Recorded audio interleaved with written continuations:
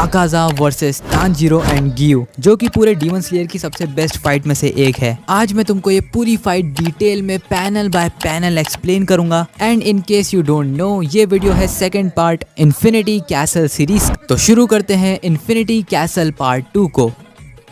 तो पिछले पार्ट की एंडिंग में हम लोगों ने देखा था कि आकाजा यानी कि अपर मून 3 सामने आ चुका है गियू और तानजीरो के। एंड क्योंकि अब होने वाला है फुल ऑन फाइनल बैटल, इसलिए सारा माहौल सीरियस हो जाता है। फिर सबसे पहली चीज हम देखते हैं कि इन्फिनिटी कैसल के अंदर कहीं पर मुजान खुद को एक बॉल की शेप में ककून की तरह बंद कर लेता है और लेडी टामायो को धीरे धीरे उसके अंदर एब्जॉर्ब करने लगता है। और इस सबसे लेडी टामायो को इतना ज्यादा दर्द हो रहा था कि वो जोर जोर से चिल्ला रही थी और मदद की भीख मांग रही थी। फिर हम लोग देखते हैं कगाया की बेटी कुनाई को, जो कि इन्फिनिटी कैसल की आउटलाइंस को ड्रॉ कर रही थी। उसे सडनली उसके फैमिली मेंबर्स याद आने लगते हैं जो कि अभी अभी मारे गए हैं और इसी वजह से वो रोने लगती है। बट उसका भाई किराया अपनी बड़ी बहन से कहता है कि अभी हमारे पास रोने के लिए बिल्कुल टाइम नहीं है और प्लीज अपने हाथ मत रोको, जिससे कुनाई अपने आंसुओं को रोकती है और वापस से आउटलाइनिंग करना शुरू कर देती है। जिसके बाद हम लोग देखते हैं तेनगेन, उजुई और शिंजूरो को, जो कि ओबियाशी की मैंशन को गार्ड कर रहे थे। और अगर कोई डीमन वहां पर हमला कर दे तो वो लोग उसे संभाल सकते हैं, क्योंकि वो दोनों ही हाशिराज रह चुके हैं। वो दोनों ही आपस में बात करते हैं कि इतना छोटा होने के बाद भी किरिया बहुत ज्यादा ही मैच्योर है। फिर शिंजूरो तेनगेन से कहता है कि आज का दिन बहुत ही ज्यादा इंपॉर्टेंट होगा डीमन स्लेयर हिस्ट्री में, और कैसे सारे के सारे डीमन स्लेयर्स अपनी जान को रिस्क कर रहे हैं फ्यूचर की जनरेशंस को बचाने के लिए। जिसके बाद हम लोग देखते हैं सकोंजी और ओकुडाकी को, जो कि नेजुको के सर पर पट्टी रख रहा था, क्योंकि नेजुको की हालत खराब थी। और इसका कारण ये था कि अब नेजुको धीरे धीरे ह्यूमन बन रही है और ये सब हो पा रहा है लेडी टामायो की मेडिसिन से।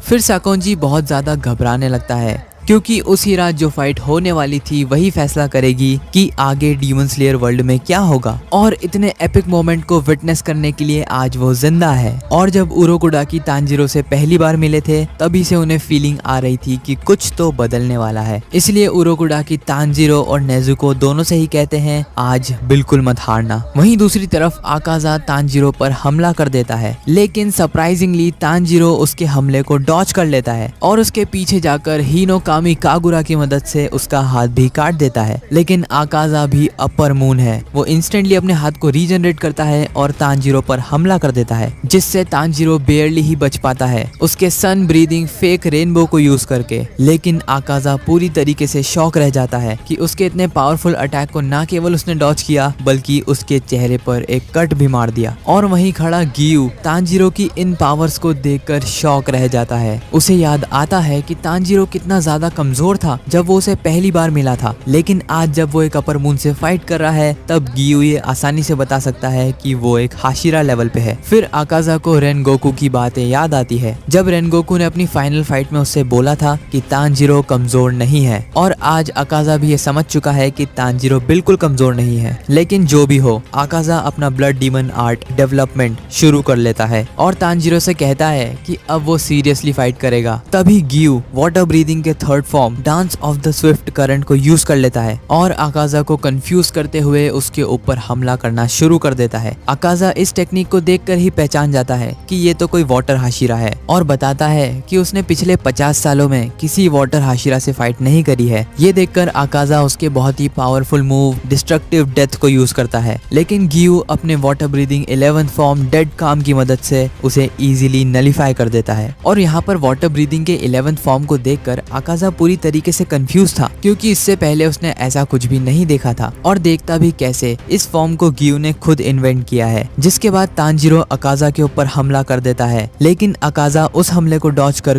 तानजीरो की गर्दन काटने ही वाला था कि तभी गियू आकाजा का हाथ काटकर तानजीरो को बचा लेता है। फिर गियू और तानजीरो दोनों ही साथ में आकाजा के ऊपर हमला करना शुरू कर देते हैं। और भले ही पिछले कुछ दिनों में तानजीरो बहुत ज्यादा पावरफुल हो गया है, लेकिन अभी भी उसमें उतना एक्सपीरियंस नहीं है जितना गियू के पास है। इसलिए तानजीरो के कंपैरेटिवली गियू काफी ज्यादा स्ट्रॉन्ग और इफेक्टिव था आकाजा के अगेंस्ट। और गियू की पावर और एजिलिटी से इम्प्रेस होकर आकाजा उसका नाम पूछता है, जैसा कि वो उसके हर ओपोनेंट के साथ करता है। लेकिन अपना गियू बैडस तरीके से कहता है कि मुझे डीमन से बातें करने में कोई इंटरेस्ट नहीं है। और तभी आकाजा गियू के ऊपर flowing light flash attack use कर देता है और गियू को एक बहुत ही पावरफुल किक मार देता है, जिससे कि गियू कई सारी दीवारें तोड़ते हुए इन्फिनिटी कैसल के दूसरे हिस्से में चला जाता है। तांजीरो ये देखते ही घबरा जाता है और चिल्ला पड़ता है, गियू-सान। और ये सुनते ही अकाजा कहता है कि अच्छा तो उसका नाम गियू है। फिर अकाजा तांजीरो के ऊपर हमला कर देता है, जिसके जवाब में तांजीरो यूज करता है सन ब्रीदिंग बोन बर्निंग सन। लेकिन अकाजा का अटैक इतना ज्यादा पावरफुल था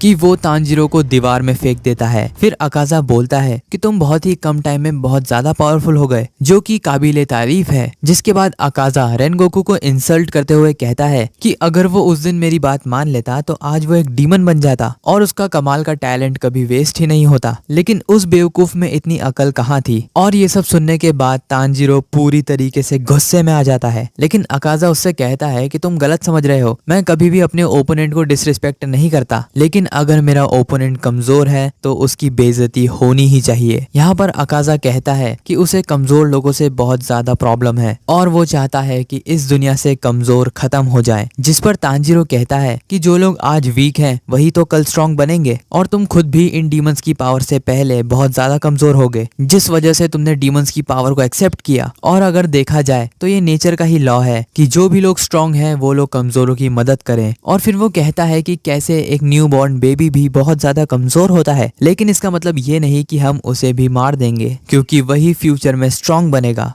जहाँ एक तरफ तांजीरो ये सारी बातें कह रहा था, अकाजा को बहुत ज्यादा गुस्सा आ रहा था और अकाजा को ये बात समझ आ ही नहीं रही थी कि उसे इतना गुस्सा क्यों आ रहा है, जबकि तांजीरो तो एक स्ट्रॉन्ग और वर्दी ओपोनेंट है, तो फिर वो उससे इतना चिढ़ क्यों रहा है। और तभी कोई अकाजा के कंधे पर हाथ रख देता है और कहता है कि वो लड़का बिल्कुल सही बोल रहा है, हर कोई शुरुआत में कमजोर होता है लेकिन बाद में वो सब ताकतवर बन जाते हैं। अकाजा ये सुनकर और भी ज्यादा इरिटेट हो जाता है और वो पीछे खड़े बंदे को पंच कर देता है, लेकिन उसके पीछे तो कोई खड़ा ही नहीं था। और तांजीरो ये देखकर कंफ्यूज हो जाता है कि अभी अभी उसने हवा में पंच क्यों मारा। फिर अकाजा बहुत ज्यादा गुस्से में कहता है कि तुम सच में बहुत ज्यादा इरिटेटिंग हो, और तांजीरो के ऊपर 1000 फ्लैशेस अटैक यूज कर देता है, जिस अटैक से पूरी जमीन बिखर जाती है। इस अटैक से तांजीरो बेयरली ही बच पाता है और अकाजा की नई पावर्स को देखकर घबरा जाता है। लेकिन तभी अकाजा उस पर एक किक मार देता है जिससे वो नहीं बच पाता है। अब तांजीरो ट्राई कर रहा था कि बस वो अकाजा से थोड़ी दूरी बनाकर रखे, क्योंकि अकाजा का एक भी अटैक अगर सही जगह लैंड हो गया तो शायद तांजीरो आगे नहीं लड़ पाएगा। फिर तांजीरो अकाजा की फाइटिंग स्टाइल को समझने की कोशिश करता है, लेकिन अकाजा उसे बिल्कुल भी टाइम नहीं दे रहा था और कंटिन्यूअसली उसके ऊपर अटैक कर रहा था। लेकिन तभी तांजीरो अकाजा के ऊपर sun breathing soaring flame haze use कर देता है, जिससे लगभग अकाजा की गर्दन कट ही गई थी, लेकिन पूरी तरीके से नहीं कटी थी। अकाजा इस अटैक से काफी ज्यादा कंफ्यूज था, क्योंकि फ्लेम हेज अटैक के दौरान उसे तांजीरो की तलवार दिखाई ही नहीं दे रही थी। वहीं दूसरी तरफ हम देखते हैं रेनगोकू के छोटे भाई को, जो कि तांजीरो और बाकी सारे डीमन स्लेयर्स के लिए प्रे कर रहा था, क्योंकि आज का बैटल बहुत ज्यादा ही इम्पोर्टेंट है। फिर हमें पता चलता है कि रेनगोकू के भाई ने कौओ की मदद से तांजीरो के लिए एक लेटर भिजवाया है, जिस लेटर में बेसिकली सन ब्रीदिंग के बारे में कुछ सीक्रेट लिखा है। लेकिन वो कौआ तांजीरो को वो लेटर दे ही नहीं पा रहा था, क्योंकि अभी तांजीरो की फाइट चल रही थी अकाजा से। और तभी फाइट में अकाजा तांजीरो की तलवार को पकड़ लेता है, ये सोचते हुए कि वो इसे तोड़ देगा, और अगर वो तलवार को तोड़ देता है तो बहुत बड़ी प्रॉब्लम हो जाएगी। इसीलिए तांजीरो घबराहट में उसे एक हेडबट मार देता है, लेकिन इससे अकाजा को कुछ भी फर्क नहीं पड़ता और बस वो तांजीरो की तलवार तोड़ने ही वाला था कि तभी वहाँ पर गियू तोमियो का आ जाता है और अकाजा के हाथ को काटकर तांजीरो की तलवार को बचा लेता है, ये कहते हुए कि अब उसे गुस्सा आ चुका है और अब वो अकाजा से सीरियसली फाइट करेगा, जो देखकर तांजीरो काफी ज्यादा खुश हो जाता है। फिर हम एक एपिक फेस ऑफ देखते हैं, जहाँ पर गियू और अकाजा अपने बैटल से पहले एक दूसरे को देख रहे थे। गियू फिर बोलता है कि मुझे बिल्कुल पसंद नहीं है जब मेरे सामने वाला बिना मतलब के तलवारें घुमाता है लड़ाई करने के लिए, इसलिए मैं ऐसे ओपोनेंट्स को जल्दी से खत्म कर देता हूँ। लेकिन एक तरफ तुम हो जो कि इतने ज्यादा ताकतवर हो कि मैं चाहकर भी उसे नहीं हरा सकता, और शायद पहली बार मैंने किसी इतने ताकतवर ओपोनेंट को फेस किया है और इसलिए अब मुझे तुमसे लड़ते हुए मजा आ रहा है। और एक सेकंड के अंदर ही अकाजा समझ जाता है कि गियू के सारे सेंसेस अब पहले से बेहतर हो चुके हैं, उसकी बॉडी का मूवमेंट अब पहले से बहुत ज्यादा इम्प्रूव हो गया है। और फिर अकाजा कहता है कि जब मरने या मारने की लड़ाई होती है तभी इंसान की असली पावर्स पता चलती है, और तभी गियू तोमियो का अनलॉक करता है उसके डीमन स्लेयर मार्क को। फिर गियू अपनी पूरी ताकत लगाकर अकाजा के ऊपर हमला करता है और वहीं दूसरी तरफ से अकाजा भी अपना डिस्ट्रक्टिव किल पंच मार देता है, लेकिन गियू उसे इजीली डॉच कर वापस से हमला हमला कर देता है, लेकिन अकाजा उसे भी डॉज कर लेता है।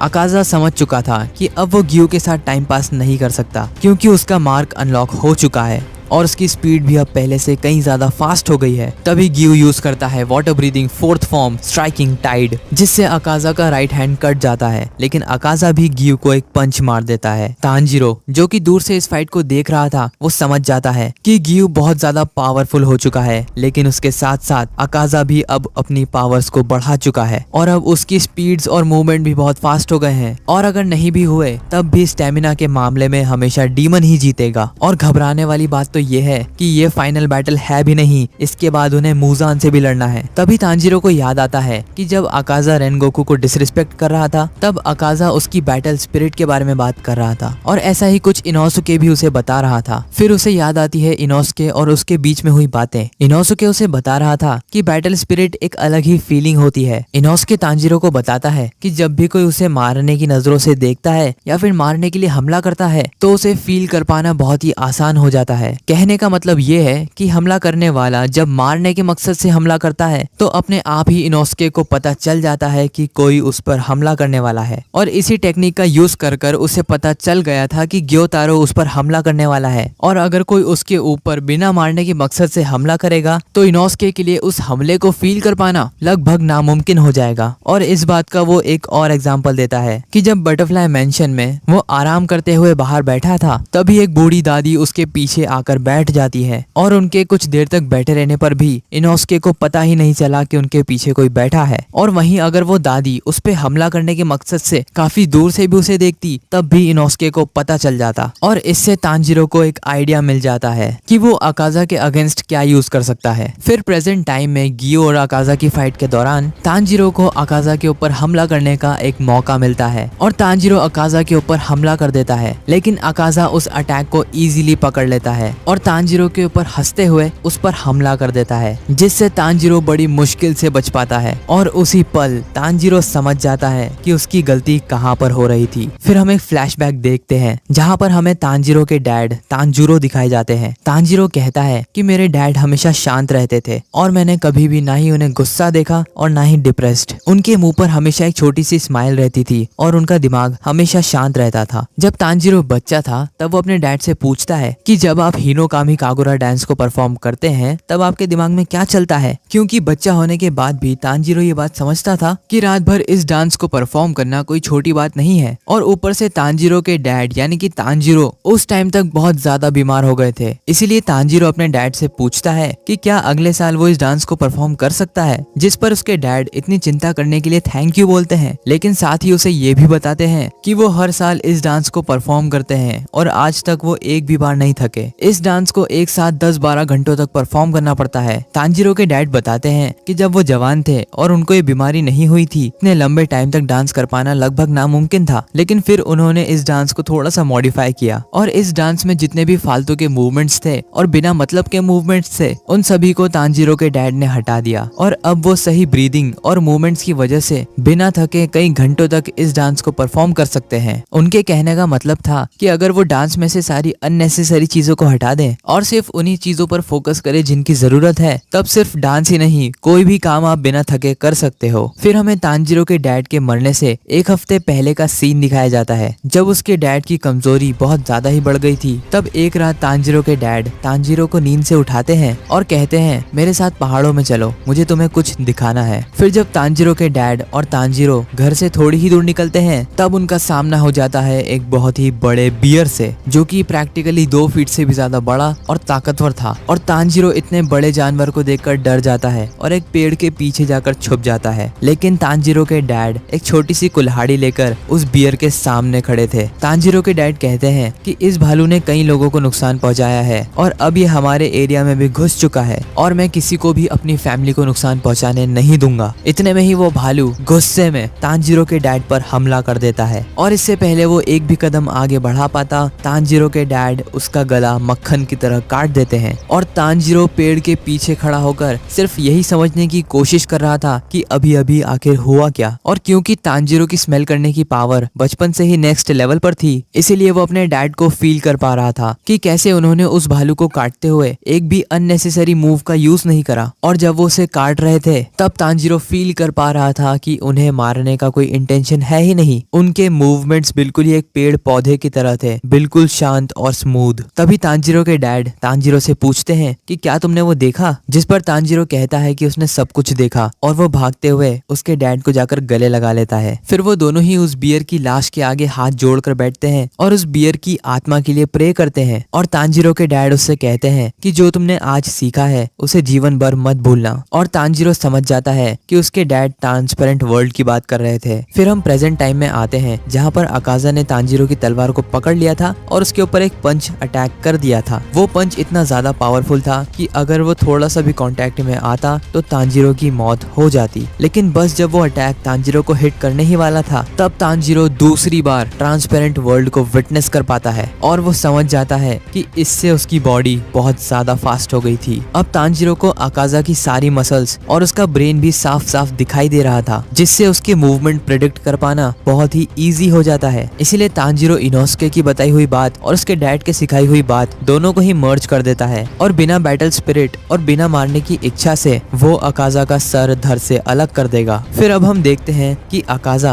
अब गियो पर भारी पड़ने लगा है, क्योंकि उसने उसके सारे वाटर ब्रीदिंग के फॉर्म्स अच्छे से समझ लिए हैं और गियो का स्टेमिना भी धीरे धीरे गिरने लगा है। इसीलिए अकाजा डिसाइड करता है कि अब वो गियो को मार देगा और उसके स्टेमिना के खत्म हो जाने की वजह से गियो ज्यादा देर तक बैटल में टिक भी नहीं पाएगा। वहीं तांजीरो इस फाइट को बड़ी गौर से देख रहा था, क्योंकि अब वो ट्रांसपेरेंट वर्ल्ड को विटनेस कर पा रहा था। लेकिन तभी अकाजा गियो की तलवार को तोड़ देता है और कहता है कि तुमने मुझे बहुत ज्यादा एंटरटेन कर लिया और मुझे बहुत ज्यादा मजा भी आया, लेकिन अब तुम्हारा टाइम आ चुका है मरने का। और तभी वो गियो के पेट में उसका पंच मार देता है। लेकिन हमें पता चलता है कि इससे पहले अकाजा का पंच गियो को टच कर पाता, तांजीरो उसके हाथ को पूरी तरीके से काट देता है और अकाजा समझ भी नहीं पाता कि अभी अभी उसके साथ क्या हुआ। हालांकि उसे ये तो समझ में आ गया था कि तांजीरो अब काफी ज्यादा चेंज हो गया है और उसकी प्रेजेंस अब पहले से कहीं ज्यादा अनोइंग है। तो वो बिना टाइम वेस्ट किए उसका one of the strongest move deploy करता है, and style chaotic blue metal after glow. और इस अटैक से बचने के लिए गियो डेड काम यूज करता है, लेकिन वो भी इस अटैक के सामने किसी काम का नहीं था और अकाजा गियो को एक दीवार में फेंक देता है। और अकाजा गियो से कहता है कि तुम भी रेनगोकू की तरह ही बहुत ज्यादा पावरफुल हो,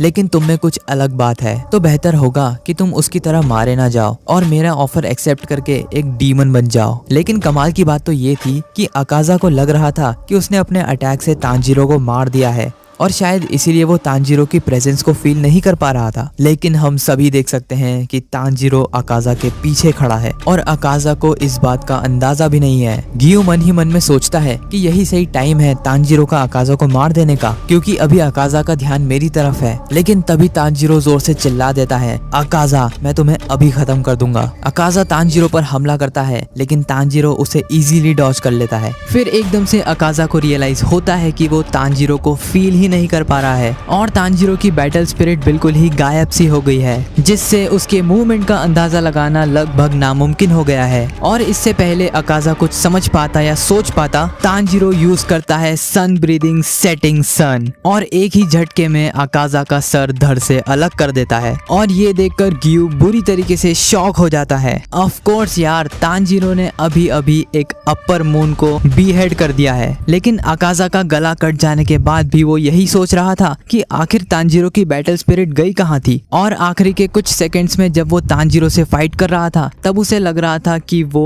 एक प्लांट से फाइट कर रहा है। इन शॉर्ट तांजीरो के मूवमेंट्स भी उसके डैड की तरह ही काम और स्मूथ हो गए थे और ये फाइटिंग स्टाइल देखकर अकाजा हैरान था। और यहाँ पर अकाजा समझ जाता है कि तांजीरो ने सेल्फलेस स्टेट को मास्टर कर लिया है, जो कि हमेशा से अकाजा भी मास्टर करना चाहता था। वो अपने कटे हुए सर को जमीन पर गिरने नहीं देता और अपने हाथों से पकड़ लेता है और कोशिश करता है कि उसकी बॉडी फिर से उसके सर को रीजनरेट कर ले। लेकिन क्योंकि ये 1 in a million चांस था, इसलिए गियो अपनी टूटी हुई तलवार को अकाजा के सर पर फेंक देता है, जिससे अकाजा का सर उसकी पकड़ से छूट जाता है। और ऐसा करने के बाद अकाजा का सर डिसइंटीग्रेट होना शुरू हो जाता है, जो देखकर तानजीरो और गियू दोनों की ही जान में जान आ जाती है, क्योंकि उन दोनों को लग रहा था कि बैटल खत्म हो चुका है। लेकिन इतनी जल्दी नहीं, क्योंकि अकाजा का सर भले ही डिसइंटीग्रेट हो चुका था लेकिन उसकी बॉडी अभी भी मूव कर रही थी। तभी एकदम से अकाजा की body blood demon art destructive death को एक्टिवेट कर देती है, जो देखकर गियू पूरी तरीके से हैरान हो जाता है। और इससे पहले तानजीरो ये देख पाता, अकाजा की बॉडी तानजीरो पर हमला कर देती है और उसके blood demon art destructive leg से तानजीरो पर एक किक मार देती है, जिससे तानजीरो एक दीवार में फेंक दिया जाता है और बेहोश हो जाता है। इससे पहले अकाजा की बॉडी तानजीरो पर और हमला करती, गियू उसे बचा लेता है और अपने water breathing fourth form striking tide से उस पर हमला करता है। लेकिन अकाजा की बॉडी पर आए कट्स पहले से भी ज्यादा जल्दी हील हो जाते हैं और ये देखकर गियू को बहुत ज्यादा गुस्सा आ जाता है और वो गुस्से में कहता है कि अगर उसे तानजीरो को मारना है तो उससे पहले मुझे मारना होगा, क्योंकि अब वो उसके फैमिली मेंबर्स और उसके दोस्तों को मरता हुआ नहीं देख सकता। और जैसे ही अकाजा गियू की इस बात को सुनता है, उसे किसी इंसान की याद आने लगती है। वो बंदा अकाजा से कहता है कि तलवार हमारे दिलों में है और जिस चीज से हम लड़ते हैं वो है हमारे हाथ। लेकिन ये सुनकर भी अकाजा को कुछ याद नहीं आता और वो गियू से लड़ने के लिए आगे बढ़ता है। लेकिन तभी 16 साल की एक लड़की उसका हाथ पकड़ लेती है। वो लड़की कहती है कि हाकुजी सान, अब वो समय आ चुका है जब तुम ये सब बंद कर दो। वहीं दूसरी तरफ गियू देखता है कि अकाजा अब फाइट के मूड में आ चुका है, लेकिन अब गियू की बिल्कुल हालत नहीं है कि वो थोड़ा भी और लड़ सके। अब उसके दिमाग और सारी मसल्स ने काम करना बंद कर दिया है। जो चीज उसे खड़े रख रही है वो है उसकी ब्रीदिंग, और इस वजह से गियू समझ ही नहीं पाता कि वो अकाजा से लड़ेगा कैसे। लेकिन जो भी हो, वो इस बार तानजीरो को तो नहीं मरने देगा। अकाजा फिर से गियू की तरफ बढ़ने लगता है, लेकिन वो लड़की फिर से आकर अकाजा का हाथ पकड़ लेती है और फिर से हाकुजी को रुकने के लिए कहती है। लेकिन अकाजा उस लड़की से पूछता है कि तुम कौन हो और तुम्हें क्या चाहिए। वो लड़की कहती है कि अब टाइम आ चुका है कि हम आफ्टर लाइफ में जाएं, जिस पर अकाजा कहता है कि उसे तानजीरो और गियू को मारना होगा। जिस पर वो लड़की पूछती है कि तुम्हें क्यों उन्हें मारना है, तो अकाजा कहता है कि मैं उन्हें मारकर और भी ज्यादा स्ट्रांग हो जाऊंगा। और जब वो लड़की पूछती है तुम्हें स्ट्रांग क्यों होना है, जिस पर अकाजा कहता है कि अगर मैं स्ट्रांग नहीं होऊंगा तो अपने डैड के लिए मेडिसिन घर नहीं ले जा पाऊंगा।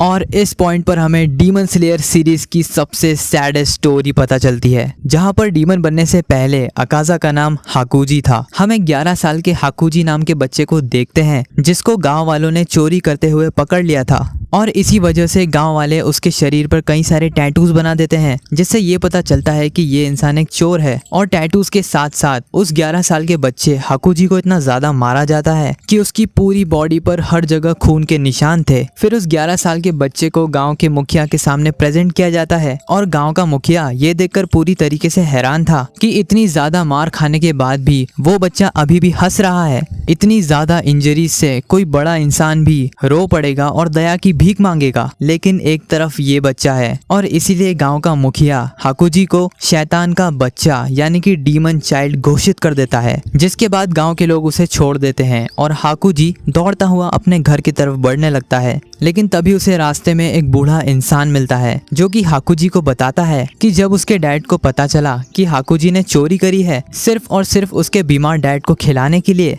तब उन्हें इतना ज्यादा बुरा लगा और इतनी ज्यादा शर्मिंदगी हुई कि उन्होंने आत्महत्या कर ली। और ये सुनते ही हाकुजी पूरी तरीके से हिल जाता है, जिसके बाद वो अपने डैड का अंतिम संस्कार करता है और उनका आखिरी लिखा हुआ लेटर पढ़ता है। उस लेटर में लिखा था कि वो बस एक बोझ थे हाकुजी के ऊपर, और वो कभी भी नहीं देख सकते थे अपने बेटे को चोरी करते हुए, इसलिए वो हाकुजी के सर से उसका बोझ थोड़ा कम कर रहे हैं। और वो हाकुजी से कहते हैं कि मैं चाहता हूँ कि तुम एक ऑनेस्ट लाइफ जियो, पूरी तरीके से नॉर्मल लाइफ, जिसमें तुम्हें कोई भी गलत काम ना करना पड़े। इस लेटर को पढ़कर हाकुजी को बहुत ज्यादा गुस्सा आता है। वो कहता है अगर उसके डैड को उससे कोई प्रॉब्लम थी तो वो उसे बता सकते थे, लेकिन सुसाइड तो कोई ऑप्शन था ही नहीं। उसने उस दिन जितनी मार खाई थी उससे 10 गुना ज्यादा वो मार खा सकता था उसके डैड के लिए, लेकिन इतनी मेहनत के बाद भी वो उसके डैड को खुश नहीं कर पाया, जिसके बाद उसे इंसानों की बनाई इस सोसाइटी पर बहुत ज्यादा गुस्सा आने लगता है। फिर वो अपने गांव को छोड़कर दूसरे गांव में चला जाता है, जहां पर उसे कुछ लोग मिलते हैं और उनसे हाकुजी की लड़ाई हो जाती है। एक 11 साल का बच्चा जिसके सामने 7 बड़े आदमी थे, लेकिन फिर भी हाकुजी उन सभी को इतने ब्रूटल तरीके से मारता है कि कोई यकीन ही नहीं करता कि ये 11 साल का बच्चा भी कर सकता है। उसके दिमाग में सिर्फ एक ही बात चल रही थी कि उसके डैड ने किसी का बुरा नहीं किया था, लेकिन फिर भी इस सोसाइटी के प्रेशर में उन्होंने सुसाइड कर लिया। तभी उसी गांव का एक मार्शल आर्टिस्ट उस जगह पर आ जाता है जहां पर हाकुजी ने उन 7 लोगों को मारा था। और जैसे ही उसे पता चलता है कि ये बात सच है, वो उस बच्चे को अपना डोजो ज्वाइन करने के लिए बोलता है। हालांकि पहले तो हाकुजी साफ साफ मना कर देता है, लेकिन समहाउ वो मार्शल आर्टिस्ट उसे मना लेता है और अपने डोजो ले जाता है। फिर वो हाकुजी से खुद को इंट्रोड्यूस करता है और बताता है कि उसका नाम है केजो और वो एक डोजो चलाता है जहाँ पर वो मार्शल आर्ट सिखाता है। हालांकि उसके यहाँ कोई भी स्टूडेंट है नहीं, इसीलिए वो कुछ छोटे मोटे काम कर कर अपना घर चलाता है। फिर मास्टर केजो उसे ऑफर करता है कि हाकुजी उनके साथ उनके डोजो में रह सकता है, लेकिन उनकी एक बेटी भी है जो कि काफी ज्यादा बीमार है, तो हाकुजी को उनकी भी देखभाल करनी होगी। और मास्टर केजो ये भी बताते हैं कि उनकी वाइफ ने सुसाइड कर लिया था क्योंकि वो अपनी बीमार बेटी का ध्यान नहीं रख पा रहे थे। मतलब इस लेवल की केयर चाहिए होती है उस लड़की को। और उनकी बेटी इतनी ज्यादा कमजोर है कि उसकी हालत कभी भी सीरियस हो जाती है। और उसी दिन वो पहली बार मिलता है कायुकी से, जो कि बेड पर लेटी हुई थी, ऑब्वियसली क्योंकि वो बीमार रहती है। और उस लड़की को देखकर हिकुजी को अपने फादर की याद आ जाती है, जो कि खुद भी मोस्टली बीमार ही रहते थे। जिसके बाद मास्टर केजो कहीं काम से बाहर चले जाते हैं और कायुकी हिकुजी से पूछती है कि क्या तुम्हें किसी ने मारा है, जिस पर आकाजा, जिसे ये सारी चीजें याद आ रही थी, वो कहता है कि उसकी लाइफ एक बोरिंग और बेकार कहानी के अलावा कुछ भी नहीं थी।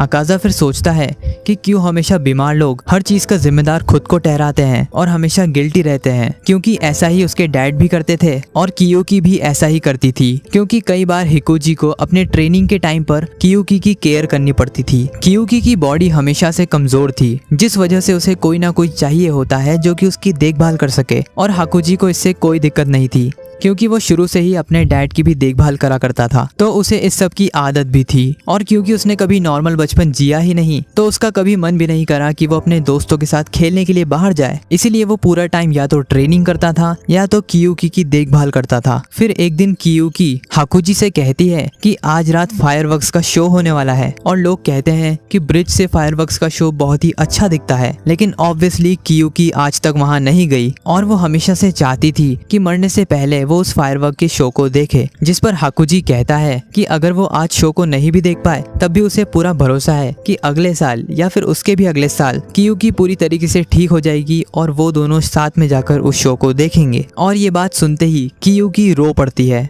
हाकुजी को समझ ही नहीं आता कि आखिर वो रो क्यों रही है, जिस पर वो सोचता है शायद उसके डिप्रेसिंग नेचर की वजह से। फिर एक दिन मास्टर केजो और हाकुजी कुएं में से पानी पी रहे थे और तभी मास्टर केजो हाकुजी को बताते हैं कि उन्होंने एक बार एक बूढ़े इंसान की मदद की थी और अपने फाइटिंग स्टाइल की मदद से उन्हें एक चोर से बचा लिया था। और उसी के बाद उस बूढ़े इंसान ने खुश होकर मास्टर केजो को ये जमीन दे दी थी, जिसके ऊपर बाद में उन्होंने अपना डोजो शुरू करा। और जैसे ही ये बात पास ही के किंजुत्सु डोजो को पता चली, उस डोजो के सारे बच्चों ने और सारे टीचर्स ने मास्टर केजो की बुराई करना शुरू कर दी और गाँव में उनकी इमेज इतनी ज्यादा खराब कर दी कि अब उनके यहाँ कोई भी स्टूडेंट नहीं आता। और हाकुजी ये सब बड़े ध्यान से सुन रहा था। और ये सब हो जाने के बाद धीरे धीरे हाकुजी मास्टर केजो की ही फैमिली का एक मेंबर बन जाता है। फिर कहानी पहुंच जाती है 2 साल आगे, जहां पर हाकुजी 18 साल का हो जाता है और कियोकी 16 साल की हो जाती है। फिर एक दिन हाकुजी अपने नॉर्मल रूटीन को फॉलो कर रहा था, जहां पर वो घर के सारे काम करता है। तभी उसे मास्टर केजो अपने रूम में बुलाते हैं और बड़े ही कैजुअल तरीके से कह देते हैं कि क्या मास्टर के बाद हाकुजी डोजो को संभाल सकता है और साथ ही साथ क्या वो उनकी बेटी के साथ शादी भी कर सकता है। और ये इतना ज्यादा रैंडम था कि कियोकी और हाकुजी दोनों ही नर्वस हो जाते हैं। और फिर हाकुजी को उसके फादर की बातें याद आती हैं कि उन्होंने सुसाइड नोट में यही लिखा था कि हाकुजी एक नॉर्मल लाइफ जिए, और शायद यही वो पॉइंट था जहां से हाकुजी अपनी नॉर्मल लाइफ स्टार्ट करने वाला था। और इस पॉइंट पर हाकुजी सोचता है कि अब उसे लाइफ में सिर्फ 2 लोगों को ही प्रोटेक्ट करना है, मास्टर केजो और कियोकी को, भले ही इसके लिए उसे अपनी जान क्यों ना देनी पड़े। जिसके बाद वो अपने फादर की ग्रेव पर जाता है उन्हें एक गुड न्यूज देने के लिए। और जब वो शाम को डोजो की तरफ वापस बढ़ रहा था, तभी उसे फिर से रास्ते में कोई बंदा मिलता है जो कि उसे बताता है कि पास ही के किंजुकी डोजो वालों ने तुम्हारे डोजो के कुएं में पॉइजन मिला दिया था और इसकी वजह से मास्टर केजो और कियोकी दोनों ही मारे जा चुके हैं। कियुकी और मास्टर केजो की बॉडीज को देखकर हाकुजी सोचता है कि वो कभी भी अपने लव्ड वंस को प्रोटेक्ट नहीं कर पाता। फिर हाकुजी को याद आता है कि कैसे वो इसी साल पहली बार कियुकी के साथ ब्रिज पर फायरवर्क्स देखने गया था, जहाँ पर कियुकी उसे याद दिलाती है एक ऐसी चीज के बारे में जिस बारे में हाकुजी भले ही भूल गया था, लेकिन कियुकी उसे कभी भूल नहीं सकती। जब वो दोनों ही बच्चे थे और कियुकी ने हाकुजी को बताया था फायरवर्क्स देखने की अपनी इच्छा के बारे में, तब हाकुजी ने उससे कहा था कि अगर इस साल हम नहीं भी देख पाए तब भी अगले साल हम देखेंगे। और ये छोटी सी बात कियुकी के लिए इतनी ज्यादा इमोशनल इसलिए है क्योंकि वो बचपन से इतनी ज्यादा वीक थी कि डॉक्टर्स को भी ये पता नहीं था कि ये और कितने दिन जिंदा रह सकती है। और अपनी बीमार बेटी का ख्याल रखना इतना ज्यादा मुश्किल था कि कियुकी की मॉम भी सुसाइड कमिट कर लेती है। लेकिन एक तरफ हाकुजी था जिसे कियुकी में पूरा भरोसा था और हाकुजी हमेशा उससे नॉर्मल तरीके से बातें करता था, ना कि एक बीमार इंसान की तरह। और उसी दिन ब्रिज पर फायरवर्क्स देखते हुए कियुकी हाकुजी को शादी के लिए प्रपोज करती है, जिस पर हाकुजी बिना सोचे हाँ कह देता है और कहता है कि वो सबसे ज्यादा स्ट्रॉन्ग बनेगा और कियुकी को हमेशा प्रोटेक्ट करेगा। लेकिन अब मास्टर केजो और कियुकी दोनों ही मारे जा चुके हैं, तो अब हाकुजी का वादा किसी काम का नहीं रह गया। फिर हमें एक बहुत ही ट्रैजिक इंसिडेंट के बारे में बताया जाता है, जो कि सिर्फ उस गांव के मैजिस्ट्रेट ऑफिस में रजिस्टर है और उसके अलावा हर जगह से उस हादसे को मिटा दिया गया है। हाकुजी नाम का एक 18 साल का बंदा किंजुकी डोजो के अंदर घुसता है और उस डोजो के अंदर ट्रेनिंग कर रहे 67 लोगों को सिर्फ अपने हाथों से ब्रूटली मार देता है। वो मंजर बहुत ज्यादा ही खतरनाक था। सिर्फ अपने हाथों से लोगों की पसलियां तोड़ रहा था और लोगों के सरों को फोड़ रहा था। बाद में जब उस जगह पर 67 लाशें मिली, तब पूरा डोजो अलग अलग टुकड़ों में टूटे हुए बॉडी पार्ट से भरा हुआ था। और ये इंसिडेंट इतना ज्यादा ब्रूटल था कि बाद में गांव के लोगों ने इसे एक झूठी कहानी ठहरा दिया। डोजो में प्रेजेंट सारे लोगों को मार देने के बाद हाकुजी, जो कि अब समझ नहीं पा रहा था कि वो करे क्या, वो मिलता है म्यूजान किबुत्सुजी से, जो कि ये सुनकर हैरान था कि एक इंसान ने बेयर हैंडेडली 67 लोगों को मार दिया। वो सोचता है मैंने किसी डीमन को तो नहीं भेजा था इंसानों को मारने के लिए, तो फिर ये काम करा किसने। हाकुजी अपने सामने खड़े बंदे से कहता है कि मेरे रास्ते से हटो वरना तुम भी मारे जाओगे। लेकिन मूजान हाकुजी के सर में से हाथ आर पार कर देता है, ये कहते हुए कि तुम बहुत ही टैलेंटेड इंसान हो, इतने ज्यादा कि तुम एक अपर मून भी बन सकते हो। क्या तुम एक डीमन बनना पसंद करोगे? जिस पर हाकुजी कहता है कि उसे कोई फर्क नहीं पड़ता। जिसके बाद हाकुजी नाम का ये बंदा बन जाता है अपर मून 3 अकाजा। डीमन बनने के बाद अकाजा अपनी पूरी मेमोरीज को भूल जाता है और उसे सिर्फ याद रहता है कि उसे स्ट्रॉन्ग बनना है, जबकि असलियत में अब उसके पास प्रोटेक्ट करने के लिए कुछ बचा ही नहीं है। और फिर एंड में अकाजा कहता है कि उसकी कहानी बस एक बोरिंग और बेकार स्टोरी थी। फिर रियल टाइम में हम देखते हैं कि तांजीरो को होश आ जाता है और वो ये देखकर हैरान था कि अकाजा अभी भी नहीं मरा है। इनफैक्ट उसने अपने सर को रीजनरेट कर लिया है। अकाजा के कुछ भी करने से पहले तांजीरो उस पर अटैक करने के लिए हिनोकामी कागुरा को एक्टिवेट करता है, लेकिन इस पॉइंट तक वो इतना ज्यादा कमजोर हो गया था कि उसके हाथ से तलवार भी छूट जाती है। लेकिन अब क्योंकि वो अकाजा के बहुत क्लोज आ गया था, इसलिए वो अकाजा को पंच मार देता है और तांजीरो का पंच खाकर उसे मास्टर केजो के पंच की याद आ जाती है। और तभी उसे याद आता है कि उसे वीक लोगों से इतनी ज्यादा चिढ़ क्यों थी। वो वीक लोगों से चिढ़ता था क्योंकि वो लोग पीठ पीछे बुराइयां करते हैं, दूसरों के कुओं में पॉइजन डालते हैं, कभी भी फेस टू फेस फाइट नहीं करते। लेकिन अकाजा ने उसके मास्टर के फाइटिंग स्टाइल को एक हथियार बना लिया था गलत काम करने के लिए, और उसने कभी भी अपने मास्टर की फाइटिंग स्टाइल और उसके फादर के आखिरी वर्ड्स दोनों की ही रिस्पेक्ट नहीं करी और डीमन बनकर लोगों का नरसंहार किया। जिसके बाद अकाजा अपने डिस्ट्रक्टिव किल ब्लड डीमन आर्ट को एक्टिवेट करता है और ये देखकर तांजीरो और गियू दोनों ही पैनिक करने लगते हैं। लेकिन तभी तांजीरो अकाजा को स्माइल करते हुए देखता है और अकाजा खुद ही को अपने ब्लड डीमन आर्ट से बुरी तरीके से खत्म कर लेता है, जो देखकर तांजीरो और गियू ऑफ कोर्स बहुत ज्यादा शॉक थे।